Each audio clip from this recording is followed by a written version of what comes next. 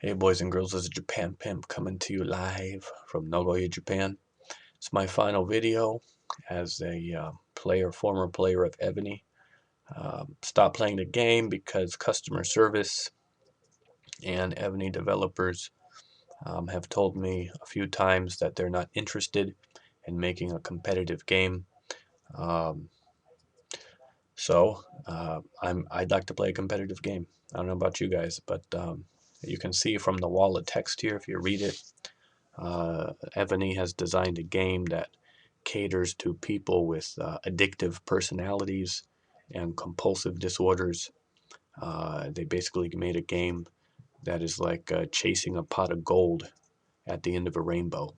You know, you chase it, you spend money, you spend time, and it's always just out of reach. And if you spend a little more money and a little more time, you might be able to get it. But the pot of gold is always a few feet in front of you. So that's why I'm quitting. You know, if Evony actually wants to make a competitive game, they can do that. They can put caps and limits on everything. The amount of time a player can spend per day on the game. You know, some people can spend more time than others, but if everyone had the equal amount of time that they could game per day, well, that would make things fair. Evony can also put caps and constraints on the amount of money a player can spend on the game.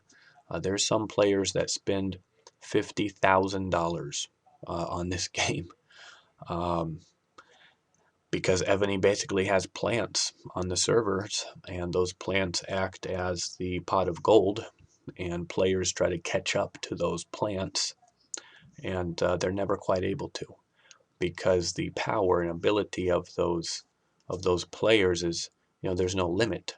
There's no upper limit to their strength or power or army size or whatever. So, you know, there will always be an unfair fight.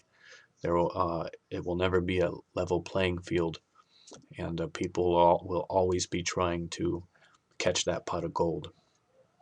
So anyway, if Ebony actually wanted to make a competitive and fair game, like I said, caps and constraints on everything: money, time, player powers, players, army size, just everything around the game. The number of heroes a player can have, the number of historic heroes a player can have, etc., etc. So, you know, and everyone should have the same tools when they're playing this game. And unfortunately, Evony has given some very special aspects of this game to a very few number of players, and that makes them basically invincible. Specifically, historic heroes. And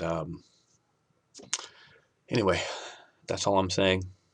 If Ebony ever changes things and they want to make a game that's competitive instead of a money chaser, I may return back to the game. But until then, I'm going to look for a game that's competitive, and I would strongly recommend that no one spends money on the game because in the end, it's not going to help you out. It's Japan Pimp signing out. Have a good one. See you on the internet.